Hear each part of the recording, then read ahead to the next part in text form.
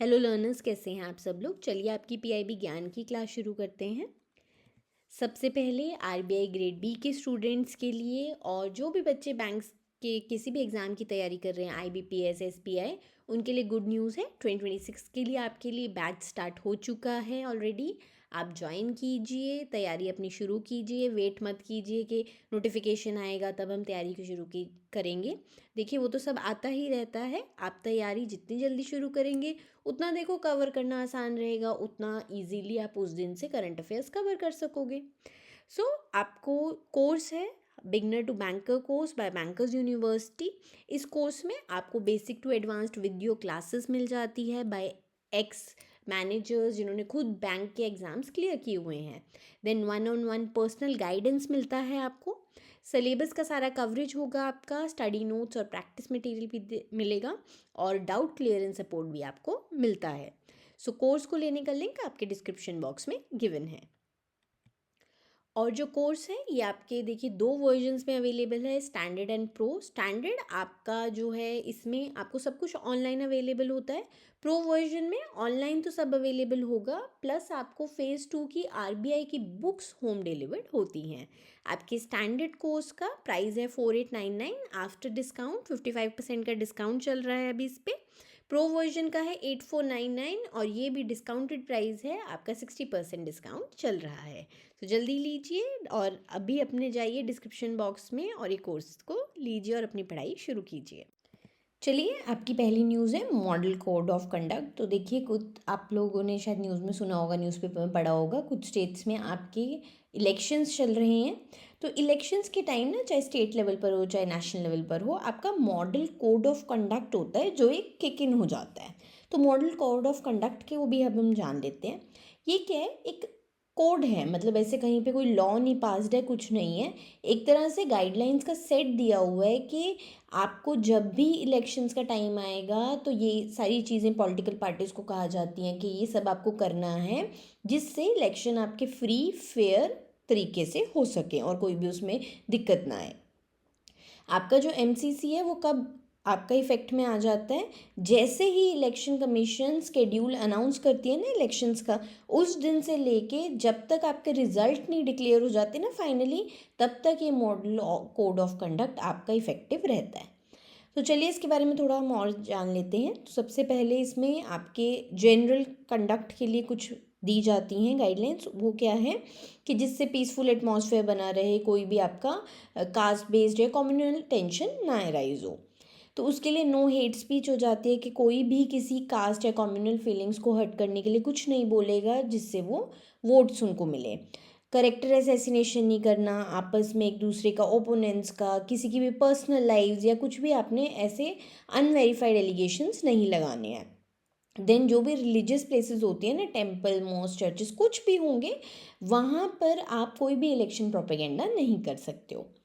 Then meetings और processions पर भी क्या यहाँ पर लगाया जाता है कि जिससे क्लैशेस ना हो ना, राइवल ग्रुप्स देखो कहीं हो के ऐसे एक प्रोसेशन एक ग्रुप का आ रहा है दूसरा, और आपस में वो कहीं लड़ भिड़ ना जाए। तो इसके लिए हर ग्रुप को, हर पार्टी को प्रायर परमिशन लेनी होती है और उन्हें लोकल पुलिस को बताना होता है कि ये हमारा वेन्यू है, ये हमारा टाइम है, जिससे क्या हो कि वो लोग ध्यान रखें कि आपस में किसी का भी टाइम कुछ भी क्लैश नहीं हो रहा है।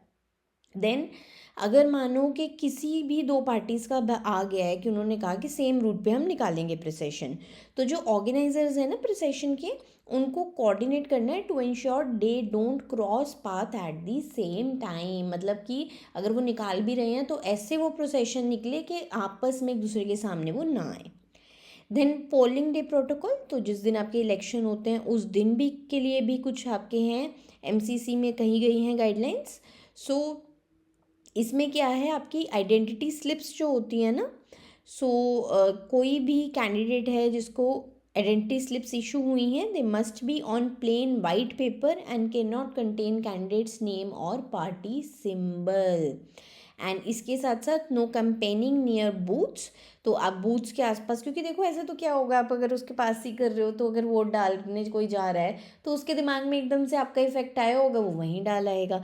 तो इसलिए जो आपके पोलिंग बूथ्स होते हैं उसके 100 मीटर्स तक कोई भी इलेक्शनियरिंग आपकी अलाउड नहीं होती, और इसके साथ साथ लीकर भी आपकी बैन होती है on polling day and 48 hours preceding it. तो ये आपका बेसिकली एक जनरल गाइडलाइन या जर्नल कोड ऑफ कंडक्ट रहता है during your election time.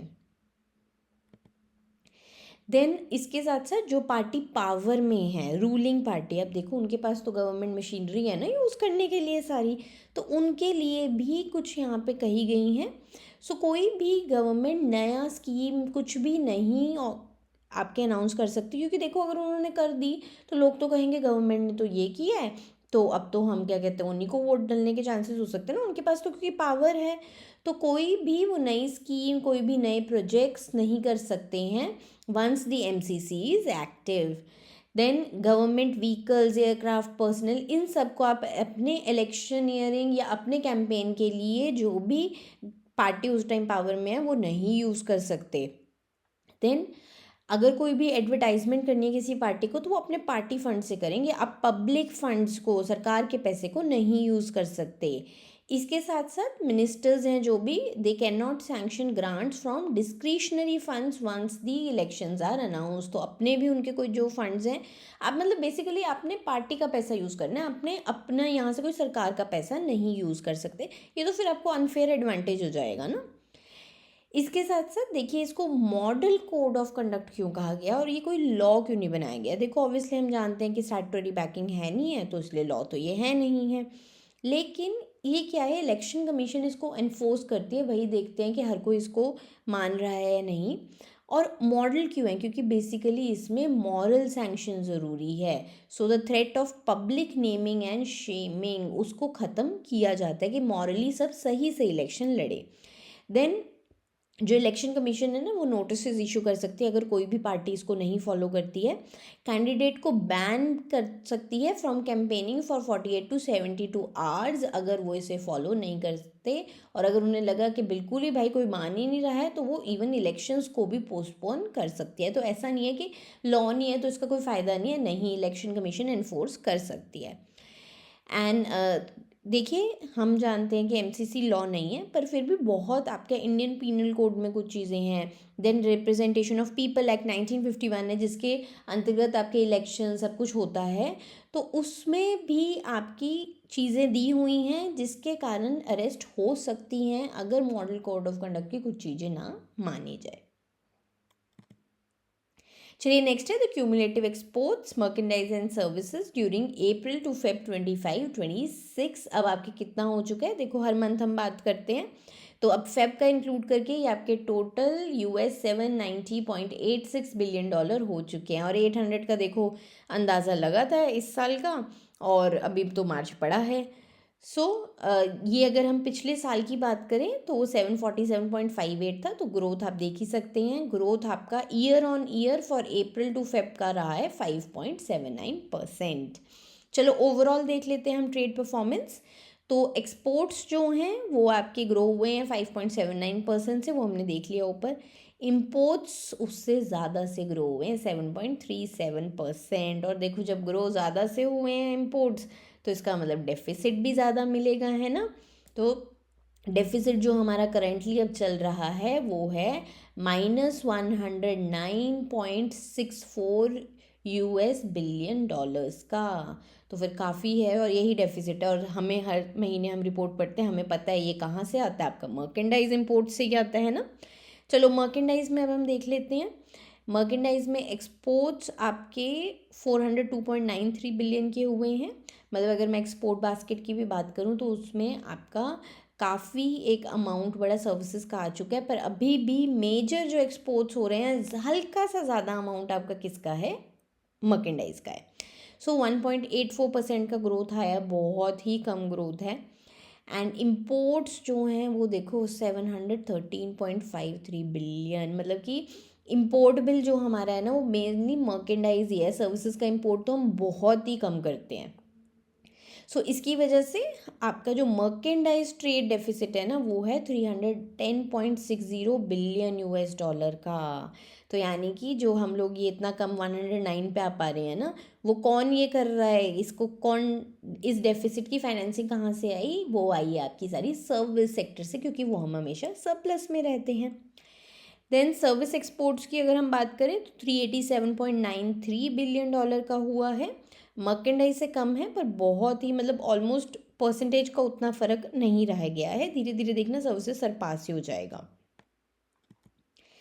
Then imports तो बहुत ही कम रहे हैं। अगर हम एक्सपोर्ट्स देखें 186.98 बिलियन के, एंड सर्विसेज सरप्लस आपका रहा है 200.96 बिलियन डॉलर का। और इसी की वजह से जो हमारा करंट अकाउंट बैलेंस है ना कहीं ठीक हो रहा है। ठीक क्या है, तो डेफिसिट में ही है, पर कम तो हो रहा है। अगर सिर्फ मानो हम मर्केंडाइज इकोनॉमी होते तो सोचो कितना डेफिसिट हुआ करता हमारा।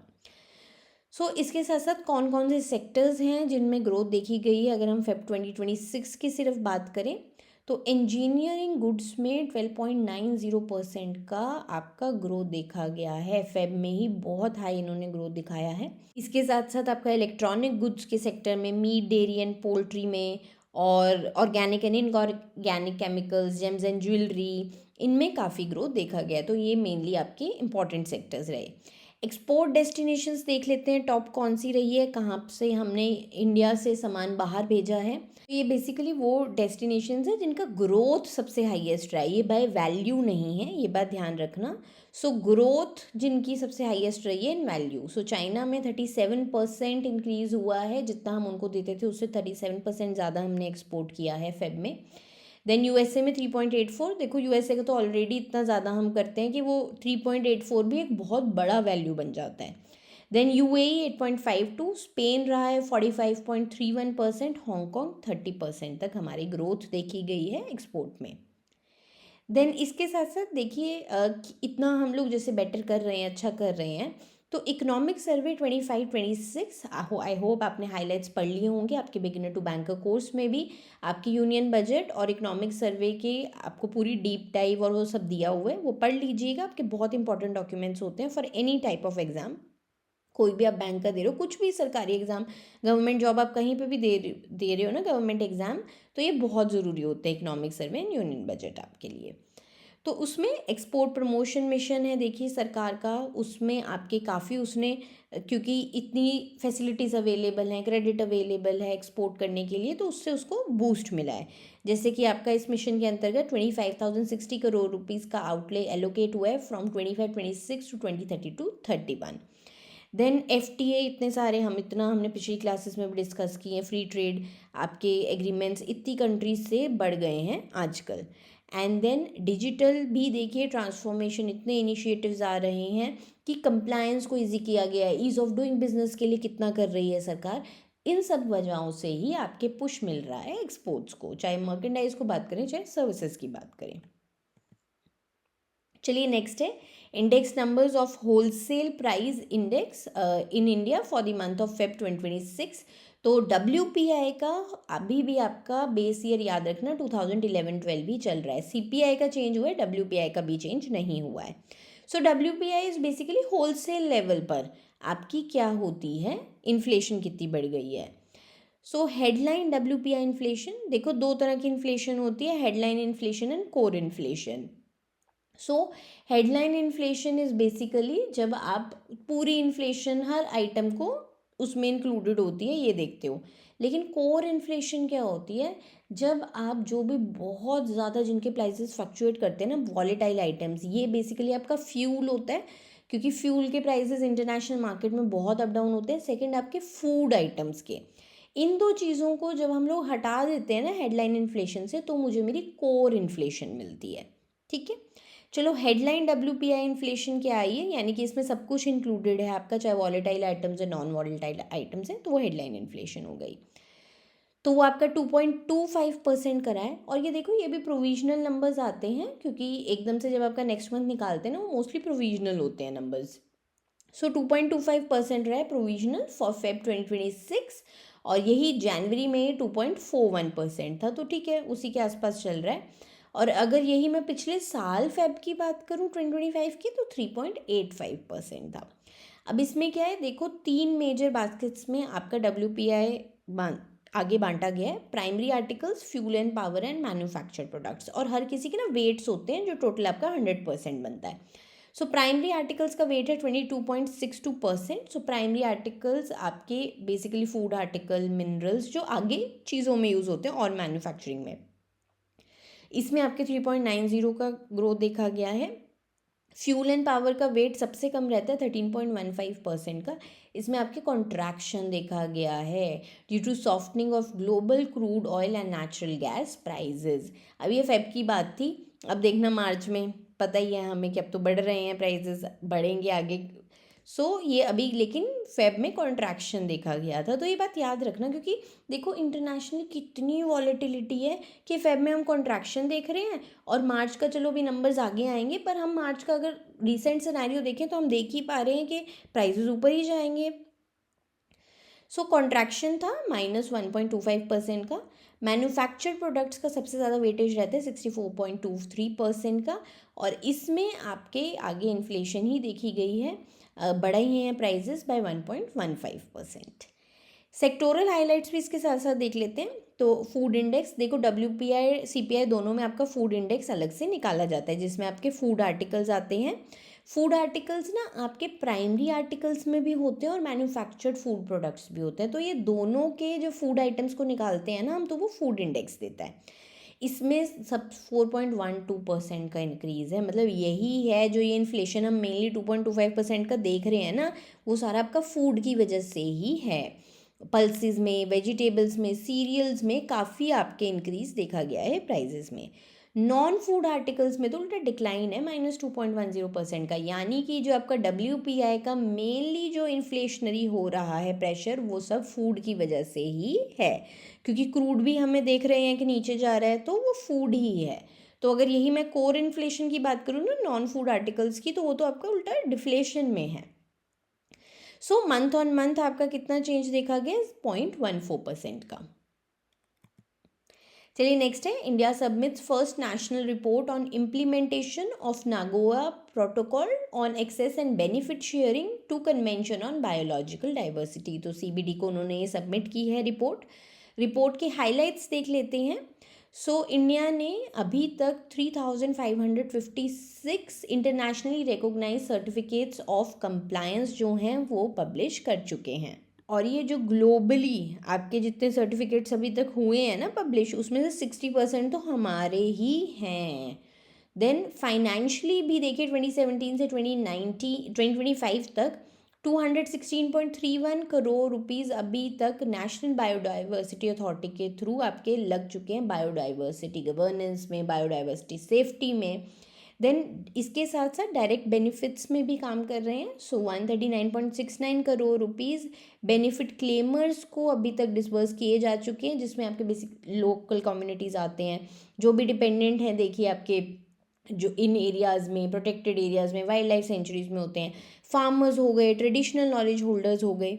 देन इंस्टीट्यूशनली भी हम देखिए काफ़ी अच्छा कर रहे हैं, जैसे कि बायोडाइवर्सिटी मैनेजमेंट कमेटीज़ हैं। अभी ना हम लोग नेक्स्ट स्लाइड में देखेंगे पूरा इंडिया का ना इन फ्रेमवर्क है, हमने पूरी अथॉरिटीज़ एस्टैब्लिश की हुई हैं हर लेवल पे, जिससे लोकल लेवल भी हो, स्टेट लेवल भी हो, हर जगह हम लोग कोई भी दिक्कत आए बायोडाइवर्सिटी को प्रॉपर्ली मैनेज कर पाए, इवन कि लोकल कम्युनिटीज़, हर किसी का ध्यान रखते हुए ये बनाया गया है। इसके साथ साथ ओवर 2.5 लाख इंडिविजुअल्स को भी हम ट्रेन कर चुके हैं, उनकी वर्कशॉप्स कर चुके हैं ऑन ABS लॉज। तो चलिए ये तो रिपोर्ट थी।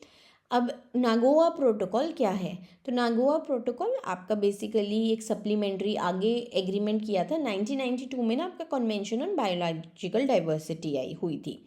सो इसके बाद इस पर और ज़्यादा आगे आगे इनकी कन्वेंशंस होती है, तो ये और ज़्यादा उसमें एडिशंस करते रहते हैं। इसे 2010 में अडॉप्ट किया गया था नागोआ जापान में, तभी इसका नाम नागोआ प्रोटोकॉल में है, और ये इन्फोर्स कब हुआ था 2014 से। अब इसका ऑब्जेक्टिव क्या है, to ensure the fair and equitable sharing of benefits arising from utilisation of genetic resources आपके प्लांट्स, एनिमल, माइक्रोब्स, ये सब होते हैं।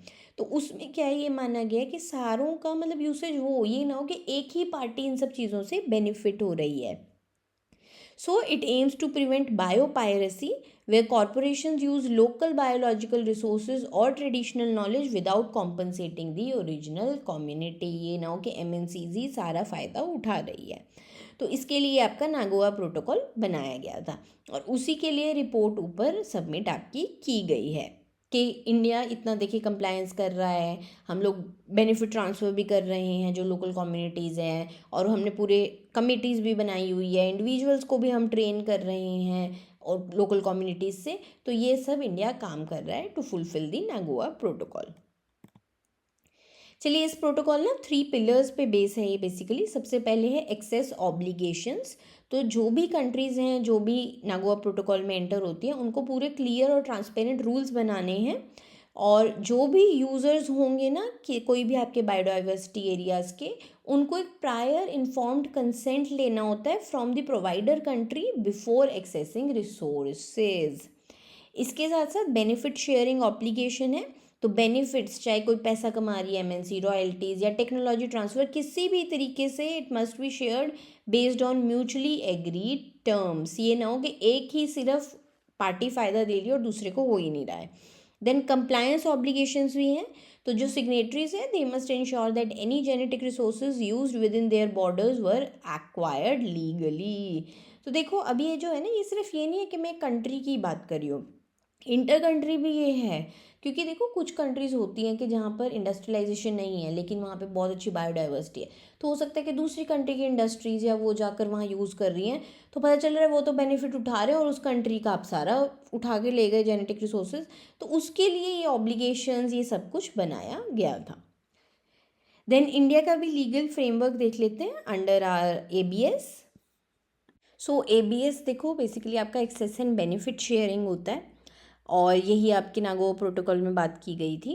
सो इंडिया का ना पूरा फ्रेमवर्क है, और इंडिया एक मतलब काफ़ी कंट्रीज़ में, सब तो काफ़ी कंट्रीज़ ने बना लिया है, पर one of the first countries थी जहाँ पे पूरा लीगली बायोडाइवर्सिटी को प्रोटेक्ट किया जाता है। पूरा एक्टिव हमारा एक सिस्टम है। सो सबसे पहले बायोलॉजिकल डाइवर्सिटी एक्ट आपका 2002 में पास किया गया था, और यही प्राइमरी लॉ है, इसी में सब कुछ मेंशन है और कैसे आपको बायोडाइवर्सिटी के लिए काम करना है। देन बायोलॉजिकल डाइवर्सिटी रूल्स भी हैं आपके 2024 में लाए गए थे, अपडेट किए गए हैं रिसेंटली, जिससे देखो चेंजेस आते रहते हैं। 2002 का लॉ है, ऑब्वियसली आपको रूल्स को टाइम टू टाइम चेंज करना पड़ता है। Then we have access and benefit sharing regulations 2025, जिसमें पूरा फी स्ट्रक्चर्स क्या होना चाहिए, शेयरिंग परसेंटेज क्या होना चाहिए, वो सब मेंशन है। इसके साथ साथ गवर्नमेंट बॉडीज़ हैं, जैसे कि नेशनल लेवल पर NBA है, नेशनल बायोडाइवर्सिटी अथॉरिटी, जो आपके बायोलॉजिकल डाइवर्सिटी एक्ट के अंतर्गत ही बनाई जाती है। स्टेट लेवल पर स्टेट बायोडाइवर्सिटी बोर्ड्स होते हैं, और लोकल लेवल पर बायोडाइवर्सिटी मैनेजमेंट कमिटीज़ होती हैं। चलिए नेक्स्ट है, India submit 7th national report to convention on biological diversity. तो वो नागोआ प्रोटोकॉल के लिए अलग देते हैं और CBD के लिए अलग देते हैं। सो ये तो 7th नंबर रिपोर्ट है जो उन्होंने दी है। सो Feb 8 उनकी डेडलाइन थी, उससे पहले उन्होंने दे दिया, और इसमें उन्होंने टोटल 142 नेशनल इंडिकेटर्स पर अपनी प्रोग्रेस बताई है अगेंस्ट 23 नेशनल बायोडाइवर्सिटी टारगेट्स। तो इंडिया ने अपना स्टेटस ऑन ट्रैक बताया है कि जो आप हमारे 23 नेशनल बायोडाइवर्सिटी टारगेट्स हैं उनमें हम बिल्कुल ऑन ट्रैक हैं, 2030 तक हम सब अचीव कर जाएंगे। इसमें मेजर अचीवमेंट्स उन्होंने क्या क्या बताई हैं रिपोर्ट में। फॉरेस्ट एंड ट्री कवर की अगर हम बात करें तो इस टाइम वो 25.17% है of India's total geographical area. Wetlands की बात करें तो वेटलैंड्स या आपकी यानी रामसर साइट्स जो होती हैं, इसके बारे में हम काफ़ी पहले बात करते रहते हैं। रामसर साइट्स आपकी रामसर कन्वेंशन के अंतर्गत होती है, वेटलैंड्स होते हैं। ये भी सिर्फ 26 थी 2014 में, और अब ये बढ़ के 98 हो चुकी हैं। देन वाइल्ड लाइफ रिकवरी की अगर हम बात करें तो टाइगर्स की पॉपुलेशन आपकी 70% ऑफ ग्लोबल पॉपुलेशन इंडिया में ही है। एशियाटिक लायंस की 891 हो चुकी है, स्नो लेपर्ड्स की 718 हो चुकी है। देन रिवर डॉल्फिन्स की भी आपकी 6327 हो चुकी है। और देखो हर किसी के लिए प्रोजेक्ट डॉल्फिन है हमारा, प्रोजेक्ट एलिफेंट है, प्रोजेक्ट टाइगर है, तो ये किस लिए रन करते हैं, इसीलिए कि ताकि हम इनकी पॉपुलेशन को बेटर कर सकें। देन टेक्नोलॉजी भी इंटीग्रेट की गई है, जैसे कि सैटेलाइट टेलीमेट्री, ड्रोन्स यूज़ किए जाते हैं, DNA बेस्ड टूल्स यूज़ की जा रही है for monitoring species and forest resources. चलिए सीबीडी के बारे में अब हम यहाँ थोड़ा देख लेते हैं। सो एक ये मल्टीलेटरल ट्रीटी है, काफ़ी कंट्रीज़ ने मिलके साइन की थी, जो 1992 में जब आपकी रियो अर्थ समिट हुई थी उसी में ये सीबीडी आपका ओपन हुआ था convention for signing. So it is often described as the most important international instrument for sustainable development. इनके basically 3 main goals हैं. So conservation of biological diversity, sustainable use of components of biological diversity, and fair and equitable sharing of benefits arising from utilization of genetic resources, यानी जिसे हम excess and benefit sharing principle कहते हैं, और यही आपका नगोआ protocol में भी आगे उन्होंने reiterate किया था। चलिए इनके कुछ इंपॉर्टेंट फ्रेमवर्क्स हैं। सबसे पहले है कनमिंग मॉन्ट्रियल ग्लोबल बायोडाइवर्सिटी फ्रेमवर्क, इसे 2022 में अडॉप्ट किया गया था। इससे पहले ना आईची टारगेट्स होते थे, उनको रिप्लेस किया था इस फ्रेमवर्क ने। सो इनका गोल क्या है, 30x30 टारगेट, मतलब conserving at least 30% of world's land and ocean by 2030। Then next है कार्टेजेना प्रोटोकॉल, ये भी बहुत इंपॉर्टेंट है, आपका 2000 में लागू हुआ था, which governs movements of living modified organisms resulting from modern biotechnology। तो देखो मॉडर्न आपके ऑर्गेनिजम्स में नई नई चीज़ें उनको जेनेटिकली मॉडिफाई किया जा रहा है, उनको ये गवर्न करता है। देन नगोआ प्रोटोकॉल 2010 में आया था, अभी हमने पीछे बात भी कर ली। इनका focus access and benefit sharing पर है to prevent biopiracy. Then report में कुछ आपके चैलेंजेस भी हाईलाइट किए गए हैं। चलो हम लोग बहुत अच्छा कर रहे हैं कि हम 2030 तक अचीव कर लेंगे, पर इसके साथ साथ क्या है कि हम अभी भी जो हमारे चैलेंजेस ओवरकम नहीं हुए हैं। लैंड डिग्रेडेशन बहुत हाई है, अप्रॉक्सीमेटली 29.77% इंडिया की लैंड जो है उनमें कोई ना कोई डिग्रेडेशन किसी ना किसी फॉर्म की हो रही है। प्रोटेक्टेड एरिया गैप है।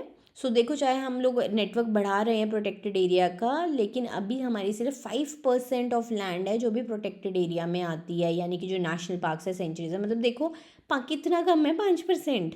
So making the 30% global goal and ambitious climb. तो कहाँ 5 से हमने 30% पे जंप मारना है, कहाँ से मार लेंगे। देन डेटा गैप्स भी हैं। सो देखो जो हमारी फ्लैगशिप स्पीशीज़ हैं टाइगर लॉयंस, उन पे तो हमारा डेटा काफ़ी अच्छा है, लेकिन जो आपके स्पीशीज़ नहीं इतने नोन है, जिन पर डेटा नहीं मिल पाता है, इंसेक्ट्स, फंगाई, मेडिसिनल प्लांट्स, उन पे अभी भी हमारा डेटा गैप है।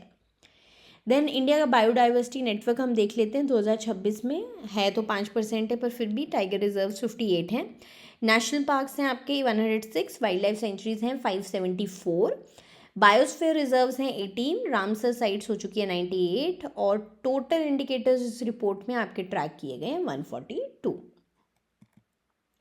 चलिए नेक्स्ट है coordinated efforts of government, RBI and NPCI accelerate growth in digital payments. तो देखो ग्रोथ ट्रैजेक्टरी बहुत अच्छी चल रही है, 23 में 58% से ग्रो हुआ, 24 में 44% से, 25 में 35% से, तो ग्रो आप देख ही रहे हो कि डबल डिजिट, वो भी 35% से चल रहा है।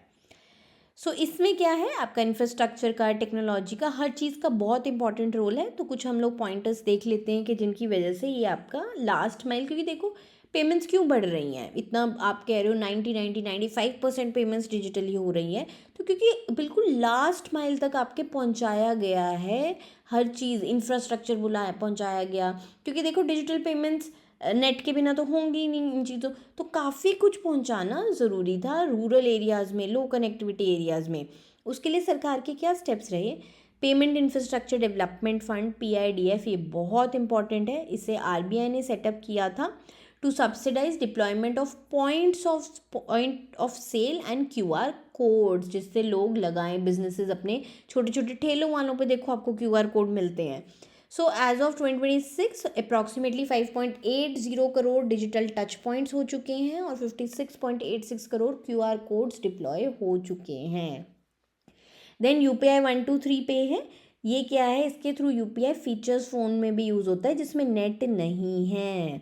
देन हेलो UPI है, ये कन्वर्सेशनल पेमेंट इनिशिएटिव है जिसमें यूज़र्स वॉइस कमांड से भी ट्रांसफर्स कर सकते हैं।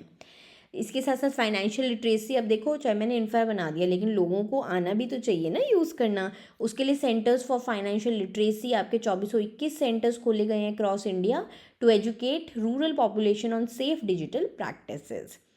अब देखो जब इतना डिजिटल चलेगा तो साइबर सिक्योरिटी भी बहुत बड़ा इशू बन जाएगा। तो उसके लिए आपका AI/ML मॉनिटरिंग होता है। सो NPCI ने artificial intelligence based fraud monitoring solution दिए, हर बैंक के पास है, to generate real time alerts and decline suspicious transactions. Safety protocols हैं, सो जैसे कि डिवाइस बाइंडिंग मैंडेटरी कर दिया RBI ने, कि आपका ऐप जो है आपका उसी जहाँ जिस मोबाइल में आपका वही नंबर का सिम है जहाँ पे रजिस्टर्ड, जो आपका रजिस्टर्ड रहेगा बैंक अकाउंट से, उसी में आप वो ऐप चला सकते हो। पहले क्या होता था कि आपका मोबाइल ऐप आपके अकाउंट का कहीं पे भी किसी फ़ोन में खुल रहा है, उसी से तो दिक्कत आती है। अब डिवाइस बाइंडिंग है, so it's link the app to a specific mobile hardware, even कि आपके IMEI नंबर हर चीज़ से ना लिंक हो जाता है। अब देखना अपनी ऐप दूसरे फ़ोन में नहीं अब आप डाल सकते। 2 फैक्टर ऑथेंटिकेशन हो चुका है, and customisable daily transaction limits हैं, जिससे क्या हो कि कुछ भी आपका अगर डेली की लिमिट ही आपने कम सेट किया है तो कोई भी करके डेली आपको उससे ज़्यादा पैसे निकाल ही नहीं सकता। देन रिपोर्टिंग मैकेनिज्म्स हैं, so integration with national cyber crime reporting portal and dedicated helpline बनाई गई है 1930 1930। हम में से कोई भी कॉल करके साइबर क्राइम होने की या किसी भी फ्रॉड की जानकारी इस नंबर पे दे सकता है। चलिए नेक्स्ट है monthly bulletin of periodic labour force survey. तो ये भी आपका मंथली आता है, Feb 2026 के लिए आ गया है। सबसे पहले लेबर फोर्स पार्टिसिपेशन रेट देख लेते हैं आपका। तो ये क्या होता है, ये बेसिकली आपका परसेंटेज होता है of persons in the labour force, यानी कि कितने लोग हैं जो काम कर भी रहे हैं और जो काम ढूंढ भी रहे हैं, कि पूरे पॉपुलेशन में कितने लोग काम के योग्य हैं और करना चाहते हैं या कर रहे हैं। सो ओवरऑल 55.9% है। और उसमें से जो एक्चुअली एम्प्लॉयड हैं WPR यानी कि वर्कर जो है आपके कितने काम में लगे हुए हैं, जैसे LFPR में तो आपके वो भी आ गए ना कि जिनके वो काम अभी ढूंढ रहे हैं, लेकिन WPR में सिर्फ वो आते हैं which are actually employed, seeking वाले इसमें नहीं इंक्लूडेड होते हैं। सो वर्कर पॉपुलेशन रेशियो की अगर हम बात करें तो वो 53.2% है। अनएम्प्लॉयमेंट रेट है आपका 4.9%। अगर अर्बन में मैं बात करूँ तो 6.6% है, रूरल में 4.2% है। अगर Feb 2026 की हम बात करें तो फीमेल वर्कफोर्स में आपकी ग्रोथ देखी गई है, पर्टिकुलरली रूरल एरियाज़ में। अगर हम लोग फीमेल LFPR की बात करें तो वो 35.3% हो चुका है। मार्जिनल इंक्रीज़ है जनवरी में से, एंड उसमें भी रूरल वीमेन का ज़्यादा आपका रोल है। देन वर्कर पॉपुलेशन रेशियो, अगर मैं फीमेल WFPR की बात करूँ तो उसमें भी इंक्रीज़ देखा गया, 33.4% हो गया। देखो जनवरी से मार्जिनल इंक्रीज़ है, पर इंक्रीज़ होना ही अपने आप में एक अच्छी बात होती है, मतलब ज़्यादा विमेन वर्कफोर्स आ रही है आपके काम करने के लिए बाहर। फीमेल अनएम्प्लॉयमेंट रेट जो है उसमें ड्रॉप देखा गया है, 5.6% से 5.1% रह गया है। और लेकिन अर्बन एरियाज़ में आपका जो है वो ज़्यादा गिरा है as compare to rural areas. Urban areas में पिछले महीने 9.8% था, अब ये 8.7% रह गया, और उसी की वजह से ये जो हम डिक्लाइन देख रहे हैं फीमेल अनएम्प्लॉयमेंट रेट पे। चलिए नेक्स्ट है India leads global coconut production, government announces coconut promotion scheme in budget 26-27। ये स्कीम डेडिकेटेडली आपके कोकोनट सेक्टर के लिए सेंट्रल गवर्नमेंट लेकर आई थी, कि जिससे देखो ग्लोबल लीडर तो हम हैं ही हैं, लेकिन उसको हम और कैसे बेटर करें। ऑब्जेक्टिव्स क्या हैं स्कीम के, टोटल 350 करोड़ रुपीज़ की एलोकेशन की गई है फॉर हाई वैल्यू एग्रीकल्चर। और ये क्या है, ये स्कीम ना कोकोनट प्रमोशन तो है इसमें, पर ये 350 करोड़ आपके एलोकेट हुए हैं, उसमें कैश्यूज़ कोकोआ काफ़ी कुछ इंक्लूडेड है, और उसी के साथ कोकोनट भी है। इसमें क्या किया जाएगा, जो आपके पुराने ऑर्चर्ड्स हैं ना, जो अब नहीं इतना अच्छा प्रोड्यूस की जा रहे हैं, कर पा रहे हैं, प्रोडक्टिविटी कम हो चुकी है, उनका अब रेजुविनेशन किया जाएगा। ओल्ड और नॉन प्रोडक्टिव जो भी पाम्स हैं उनको high yielding climate resilient varieties अब वहाँ पर लगाई जाएंगी। तो वो जगह देखो, वो अभी वहाँ पर लगे पुराने लगे हुए हैं ना, उतनी प्रोडक्टिविटी दे रही है, तो उनको हटा के अब बेटर वेराइटीज़ लगाई जाएंगी। ग्लोबल कॉम्पिटिटिवनेस को एनहांस किया जाएगा, हम लोग प्रीमियम अब अच्छी वेराइटीज़ लगाएंगे जिससे हम प्रीमियम ग्लोबल ब्रांड बन सकें बाय 2030। देन इंटरक्रॉपिंग को इनकरेज किया जाएगा, कि इसके साथ साथ कोकोआ, स्पाइसेस, मेडिसिनल प्लांट्स भी लगाए जाएं, जिससे फार्मर्स के पास मल्टीपल इनकम स्ट्रीम्स आ सके। इसके फाइनेंशियल और ऑपरेशनल हाइलाइट्स भी देख लेते हैं हम लोग। सो आपके जो है गवर्नमेंट ने कहा है कि इस स्कीम के अंदर आपके 10 मिलियन फार्मर्स को असिस्ट किया जाएगा जो इस क्रॉप पे अभी डिपेंडेंट है। इसमें उन्हें डायरेक्ट सब्सिडीज़ दी जाएंगी। सो अप्रॉक्सीमेटली 10,000 रुपीज़ पर एकड़ की उन्हें सब्सिडी दी जाएगी जिससे वो मॉडर्न प्रैक्टिसेस को अडॉप्ट करें। और जो उनको सैपलिंग्स भी दिए जाएंगे हाई क्वालिटी के प्रोवाइड करवाए जाएंगे एट हाईली सब्सिडाइज रेट्स या फिर इवन फ्री ऑफ कॉस्ट भी थ्रू कोकोनट डेवलपमेंट बोर्ड। इसके साथ साथ 50 लाख रुपए तक का फाइनेंशियल असिस्टेंस दिया जाएगा for setting up processing units for products like virgin coconut oil, desiccated coconut and नीरा।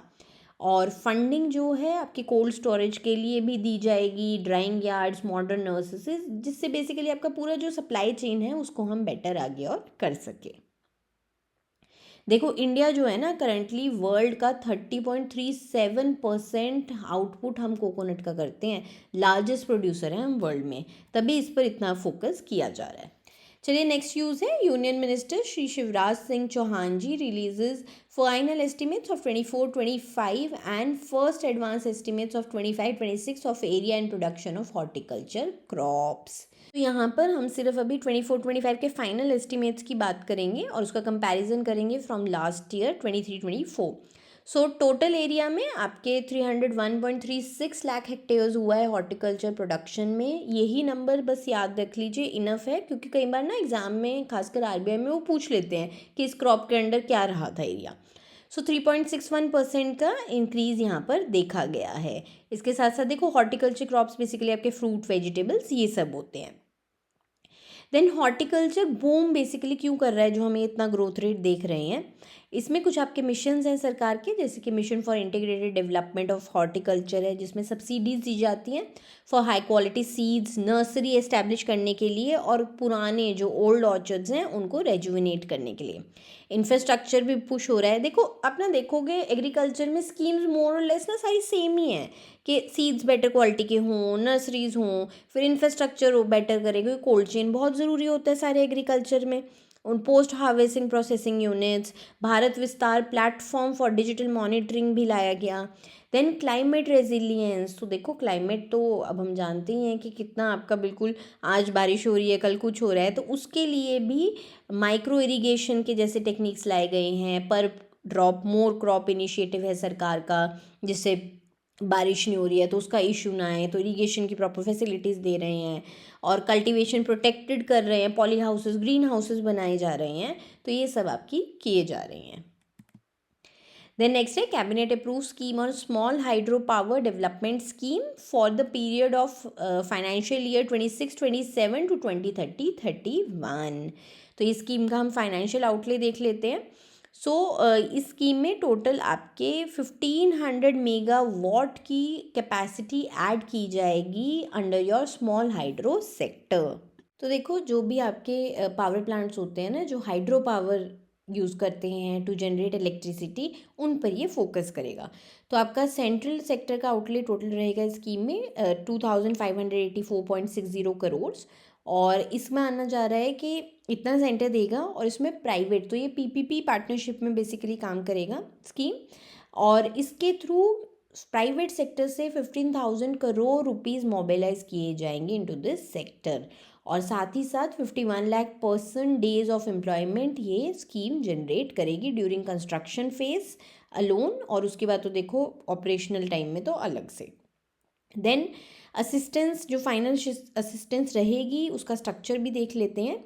सो जो आपके नॉर्थ ईस्ट स्टेट्स हो गए, हिली स्टेट्स हो गए और इंटरनेशनल बॉर्डर के डिस्ट्रिक्ट्स हो गए, उसमें जो असिस्टेंस सेंट्रल गवर्नमेंट देगी पर मेगावाट वो रहेगा 3.6 करोड़ रुपीज़, और परसेंट ऑफ प्रोजेक्ट कॉस्ट 30%। तो इनमें से जो भी लोअर अमाउंट होगा ना, सो इधर 3.6 करोड़ रुपीज़ या फिर 30% वो देंगे पर मेगावाट, और अपर लिमिट रहेगी पर प्रोजेक्ट की 30 करोड़, मतलब 30 करोड़ से ऊपर तो वो किसी भी हालत में नहीं देंगे कि, और जो विच एवर इज़ लोअर लगाने के बाद अगर मानो वो 30 करोड़ से ऊपर का अमाउंट आ रहा है उस पर अपर लिमिट तो 30 करोड़ ही रहेगी। और बाकी स्टेट्स में क्या रहेगा, असिस्टेंस पर मेगावाट 2.4 करोड़ की रहेगी, या फिर प्रोजेक्ट कॉस्ट का 20% वो देंगे, तो दोनों में से जो भी लोअर होगा। और उसके साथ साथ भी अपर लिमिट लगाई गई है, सीलिंग है 20 करोड़ रुपए की। चलिए इसके साथ साथ और फीचर्स क्या रहेंगे इसके। जो प्रोजेक्ट है ये आपके जो भी ऑलरेडी स्मॉल हाइड्रो प्रोजेक्ट्स थे with installed capacity between 1 megawatt and 25 megawatt उन पर फोकस करेगा। इंडिया में आपके जो हम स्मॉल हाइड्रो तब से मैं बात कर रही हूँ वो क्या है, वो सारे होते हैं जो 25 मेगावाट तक का प्रोडक्शन कर सकते हैं इलेक्ट्रिसिटी का। देन इसके साथ साथ सब्सिडी के लिए क्वालिफाई करने के लिए 100% जो प्लांट और मशीनरी है उस स्मॉल हाइड्रो पावर प्रोजेक्ट की, it must be sourced from domestic manufacturers. और आपके 30 करोड़ रुपीज़ ईएमआर किए गए हैं to help state and central agencies prepare detailed project reports for approximately 200 future sites. तो उनके लिए भी अलग से पैसा ईएमआर किया गया है। और देखिए ये जो प्रोजेक्ट्स हैं आपके लोकेटेड होते हैं नियर लोड सेंटर, मतलब कि विलेज होता है या टाउन होता है जो पावर ऑब्वियसली यूज़ करेगा, उन्हीं के आसपास ही बनेंगे ना ये, क्योंकि तो हैं ही बहुत छोटा प्रोडक्शन करते हैं। They require minimal transmission line significantly reducing grid losses. चलिए इसके साथ साथ एनवायरमेंटल और सोशल सिग्निफिकेंस भी इसका हम देख लेते हैं।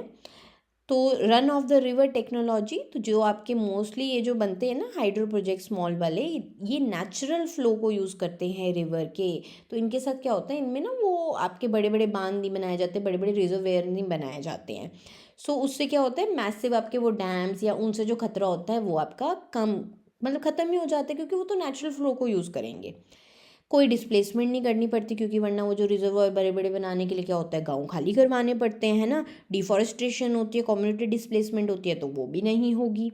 इसके साथ साथ ये जो प्लांट्स हैं इनका लाइफ स्पैन बहुत लंबा रहता है as compare to your mega projects, 40 to 60 years तक ये चल लेते हैं। एंड इससे क्या होता है, आपके काफ़ी बेनिफिट रहता है, आसपास के लोकल एरियाज़ को इलेक्ट्रिसिटी का इशू नहीं आता है।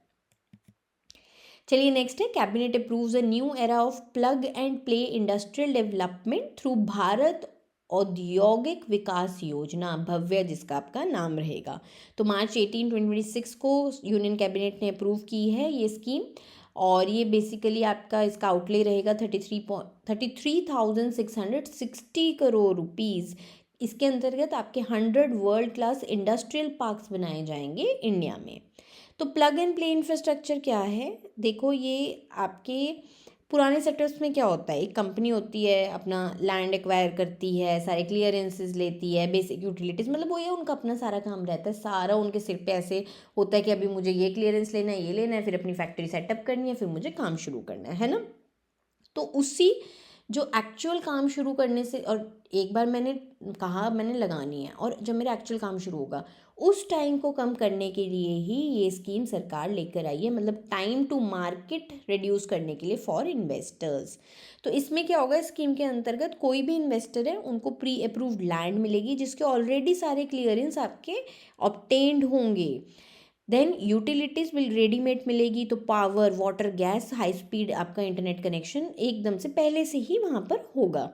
Then ready build factory sheds मिलेंगे, और ये बेसिकली एमएसएमई स्टार्टअप्स के लिए बहुत ज़रूरी है, मतलब वो आप एकदम से वहाँ पे अपने फैक्ट्री अपनी लगाई ना, मतलब वीक्स के अंदर शुरू कर दोगे अपना काम करना।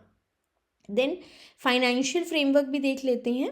जो पार्क का साइज़ रहेगा वो आपका 100 to 1000 एकर्स तक का रहेगा। 100 उन्होंने इस्टेब्लिश करने हैं और 100 to 1000 एकर्स तक का एक पार्क का रहेगा। और यही नॉर्थ ईस्टर्न और हिली स्टेट्स की बात करें तो वो 25 एकर्स तक का रह सकता है। देन सेंट्रल सपोर्ट रहेगा, तो 1 करोड़ रुपीज़ पर एकड़ का देंगे for core and value added infrastructure. इसके साथ साथ जो सेंटर है वो 25% of the project cost fund करेंगे फॉर लास्ट माइल कनेक्टिविटी, जैसे कि रोड्स, रेल्स, ये सब के लिए अंडर पीएम गति शक्ति प्रिंसिपल्स। चलिए इस स्कीम के 3 पिलर्स हैं आपके। तो सबसे पहले कोर इंफ्रास्ट्रक्चर, तो आपका जो भी है रोड्स पूरी बनाना, क्योंकि देखो ज़रूरी है, सामान जाएगा कैसे वरना। Underground utility corridors, drainage, common effluent treatment plants वो आपके बनाए जाएंगे, मतलब उनकी भी डेवलपमेंट करेंगे इन जोन्स के आसपास, ये नहीं कि सिर्फ पार्क्स बना कर दे देंगे। वैल्यू एडेड इंफ्रास्ट्रक्चर भी दिया जाएगा, जैसे कि factory sheds, build to suit units for large anchors, specialise testing labs, integrated warehousing, सब होगा उन पार्क्स में। देन सोशल इंफ्रास्ट्रक्चर पर भी ध्यान दिया जाएगा, जैसे कि on site worker housing, health centres भी होंगे, अमेनिटीज़ भी होंगी वर्कर रिटेंशन और वेलफेयर के लिए। देन देखिए, और क्वालिटी को बेटर करने के लिए ना प्रोजेक्ट्स जो भी सिलेक्ट किए जाएंगे एक चैलेंज मोड रहेगा, मतलब चैलेंज कॉम्पिटिटिव मेथड से किया जाएगा। सो कॉम्पिटिटिव फेडरलिज्म, स्टेट्स जो हैं compete करेंगे आपस में फॉर फंडिंग। तो जो स्टेट ज़्यादा अच्छा लैंड पार्सल्स लेकर आएगा, ज़्यादा अच्छा सब कुछ देगा, इन्वेस्टर फ्रेंडली दिखाएगा, वो उसको मिलेगा ये देखिए फंडिंग। देन सिंगल विंडो रहेगी, तो स्टेट्स जो हैं उनको एक पूरा functional single window clearance system रखना है, डेमोन्स्ट्रेट करना है कि हाँ भाई हमारे स्टेट में है। एंड उनके जो भी मेजर्स हैं, जो भी वो कर रहे हैं, मतलब डीरेगुलेशन करनी है, आपका ईज़ ऑफ डूइंग बिजनेस को बढ़ाना है स्टेट्स को, और वो सारा कुछ उन्हें सिंगल विंडो में करना है, करके देना है इन्वेस्टर्स को।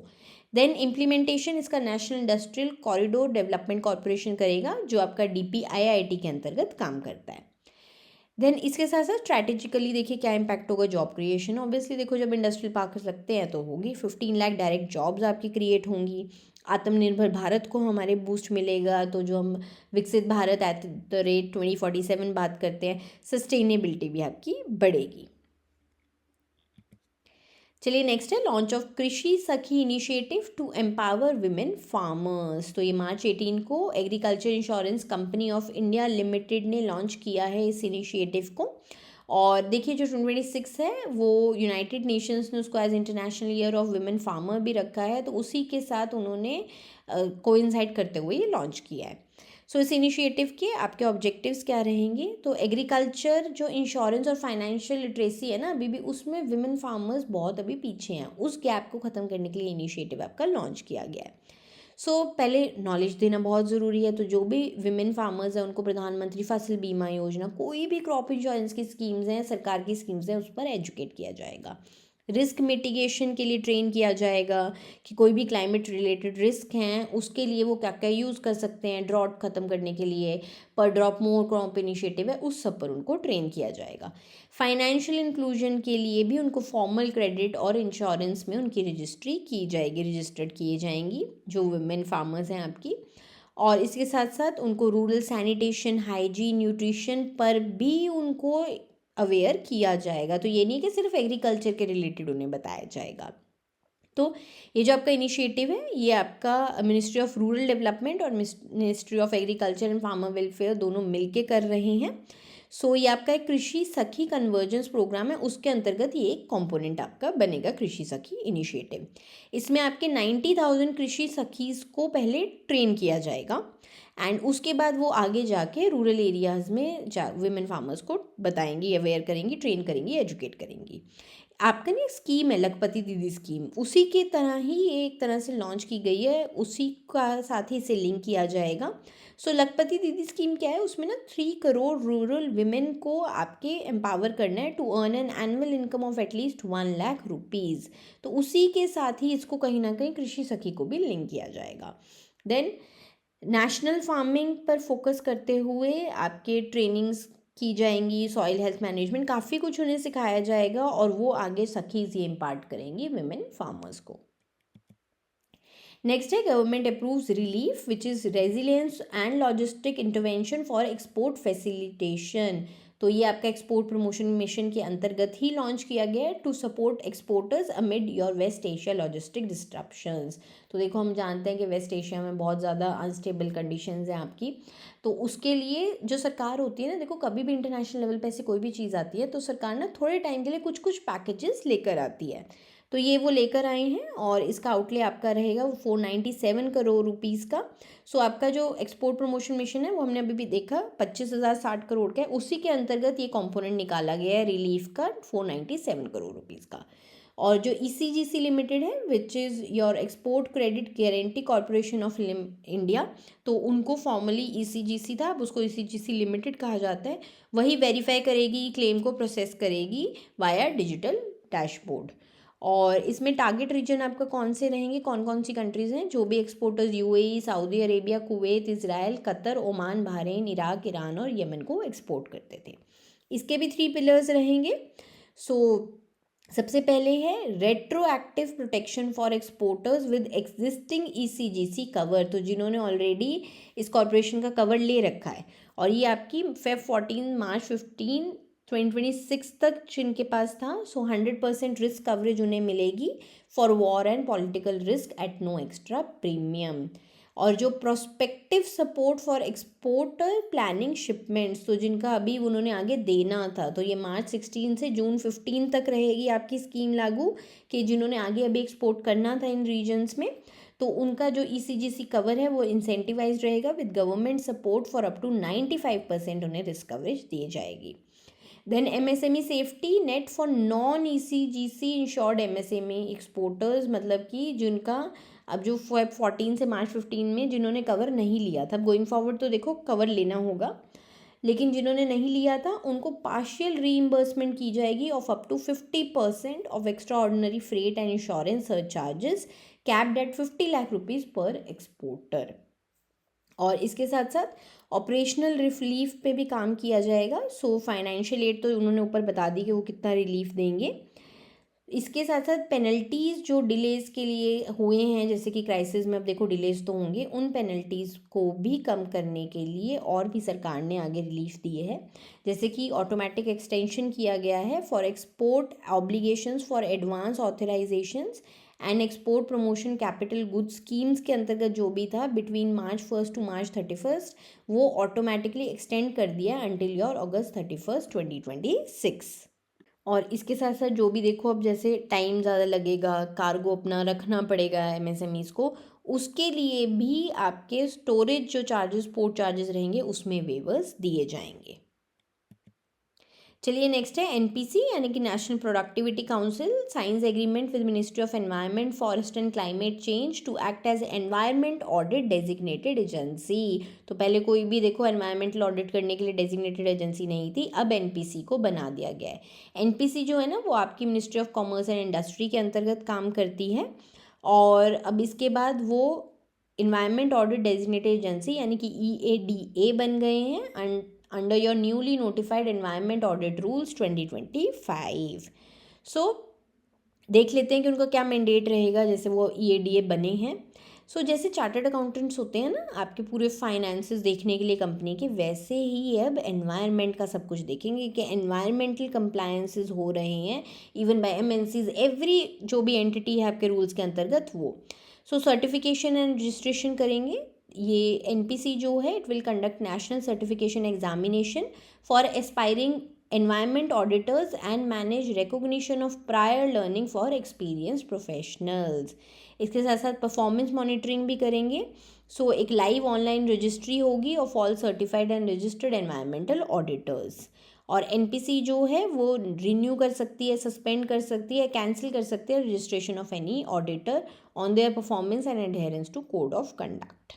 तो जो भी रजिस्टर्ड एनवायरमेंट ऑडिटर्स होंगे ना अंडर योर एनपीसी, वो क्या हैं, वो कंप्लायंस वेरीफाई करेंगे किन किन लेजिस्लेशंस के अंतर्गत। तो आपके environment protection act 1986, water and air prevention and control of pollution acts, wild life protection act 1972, one संरक्षण एवं संवर्धन अधिनियम 1980 एंड वेस्ट मैनेजमेंट रूल्स। तो इनके सबके अंतर्गत उनको देखना है कि सारी कंपनीज जो भी हैं जिनके भी ऑडिटर्स वो हैं वो सही से काम कर रहे हैं, कंप्लाई कर रहे हैं या नहीं।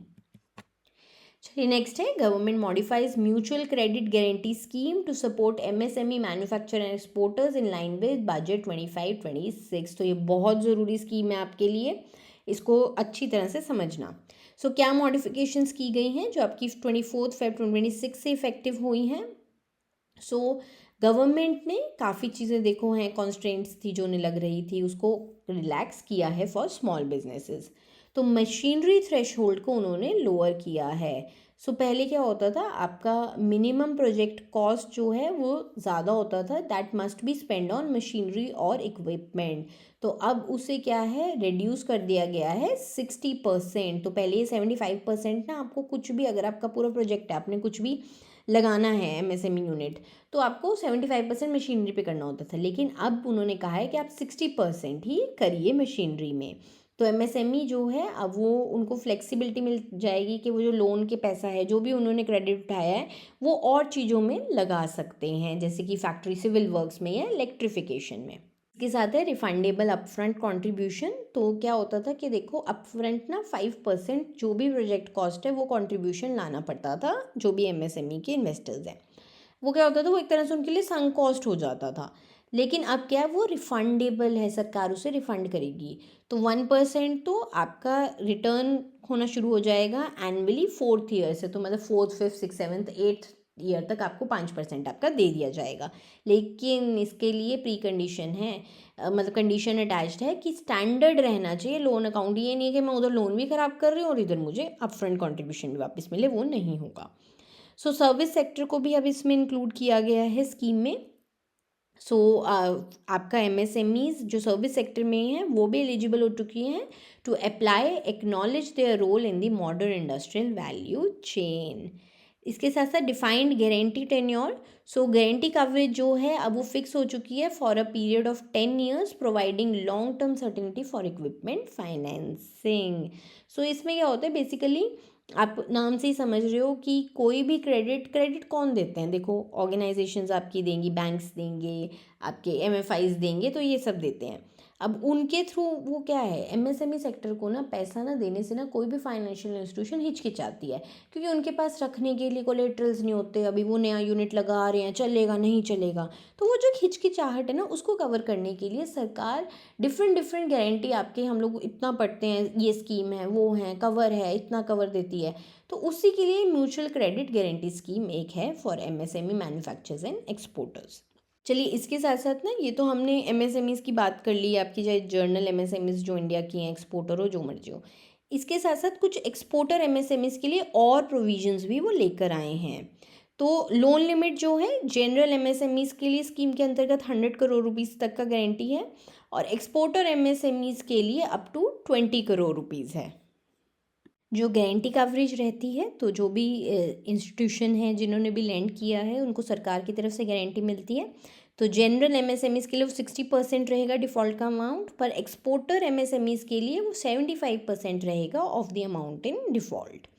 देन अपफ्रंट कंट्रीब्यूशन 5% जो एमएसएमईज करते हैं वो रिफंडेबल रहेगा, और एक्सपोर्टर एमएसएमईज के केस में वो 2% है, और which is capped at 40 lakh rupees, और ये भी रिफंडेबल रहेगी। फर्स्ट ईयर गारंटी फ़ी जो है स्टैंडर्ड रेट्स रहेंगे, और एक्सपोर्टर एमएसएमईज के लिए कुछ भी नील है, वो उनको कोई भी फ़ी नहीं देनी है। और उसके बाद नेक्स्ट ईयर सब्सिक्वेंटली आपके जर्नल एमएसएमईज के लिए तो स्टैंडर्ड रेट्स ही रहेंगे, पर एक्सपोर्टर एमएसएमईज के लिए 0.50% ऑफ आउटस्टैंडिंग लोन अमाउंट उन्हें देना है एज गारंटी फ़ी। तो इसमें कौन कौन से इसके अंतर्गत जो एक्सपोर्टर्स हैं वो एलिजिबल रहेंगे। सो वो जो units which have been profitable, और जिन्होंने एक्सपोर्ट किया है at least 25% of their turnover in each of the last 3 financial years, तो वही एक्सपोर्टर एमएसएमईज मानी जाएगी और इसके लिए एलिजिबल होंगी। चलिए इस स्कीम के फीचर्स देख लेते हैं हम।